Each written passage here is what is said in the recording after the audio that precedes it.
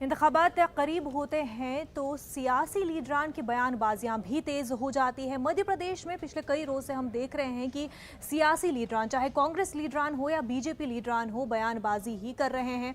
मध्य प्रदेश में ज़िमनी इंतखाबात करीब है और इस हवाले से बीजेपी लीडरान और कांग्रेस लीडरान एक दूसरे पर हमलावर है। आपको बता दें कि मध्य प्रदेश में ज़िमनी इंतखाबात क्या शुरू हुए, सियासी लीडरान के बेतुके बयान और कौल-ओ-फैल को लेकर रोज बरोज सियासी घमासान में शिद्दत आती जा रही है।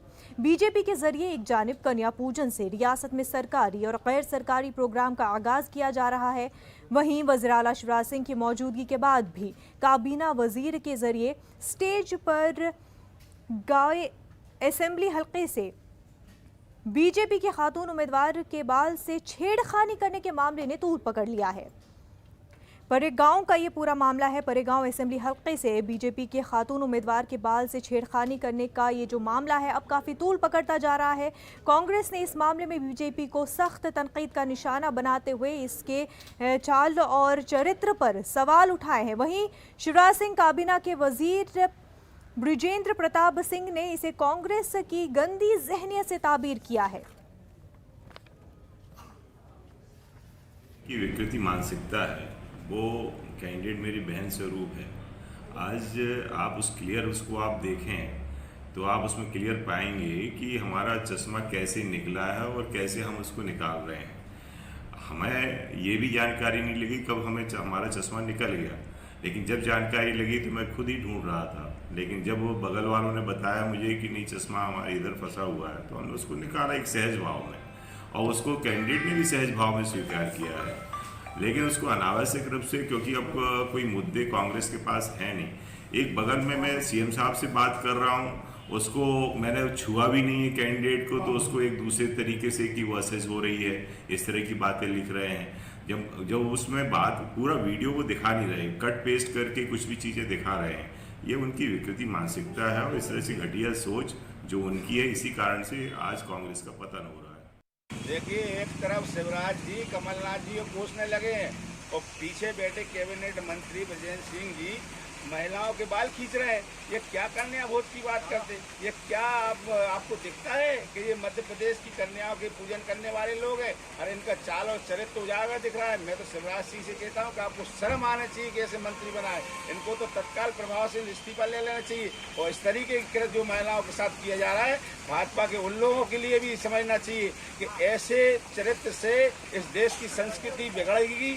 और मैं यही बता देना चाहता हूँ कि वही आरएसएस के लोगों को समझा देना चाहता हूँ कि यही तुम्हारे मंत्री, यही चरित्र है जो पूरे प्रदेश में दिख रहा है कि प्रत्याशी का नाजायज फायदा उठाने का जो प्रयास किया जा रहा है। मुझे ये लग रहा है कि कहीं न कहीं इनके मन में खोट है, इनकी नीति खराब है, इनकी नीयत में कहीं न कहीं खोट है। ऐसे मंत्री को तत्काल इस्तीफा देना चाहिए। हमारे नुमाइंदे मेहताब आलम बराह रास्त इस वक्त हमारे साथ जुड़ चुके हैं। मेहताब आलम, इससे पहले चादर और फादर के हवाले से, उससे भी पहले साध्वी प्रज्ञा ने बयान दिया और अब एक और मामला सामने आया है जहां पर स्टेज पर ही सबके सामने इस तरह की छेड़खानी की जा रही है।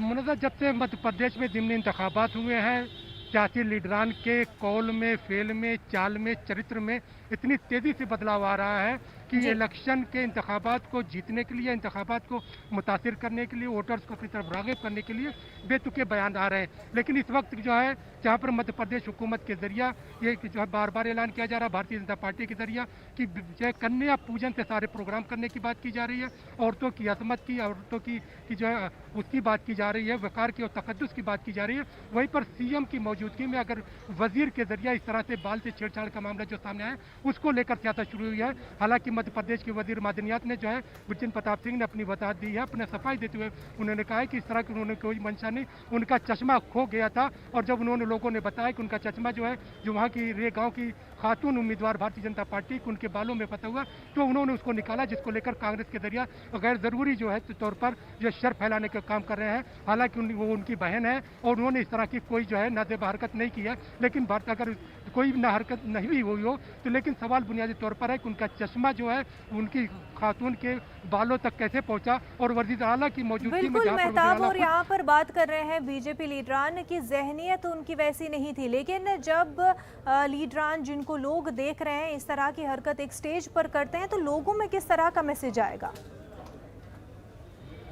देखिए भाई सवाल वही बुनियादी तौर पर है कि अगर स्टेज पर इस तरह की चीज़ें हो रही है तो औरत की अजमत की अगर हम बात कर रहे हैं, उसके तकद्दुस की बात कर रहे हैं, उसके विकार की बात कर रहे हैं, तो वो कहीं ना कहीं मजरू होता है। और यहाँ पर जो है अवामी नुमाइंदों को इस बात को समझने की ज़रूरत है।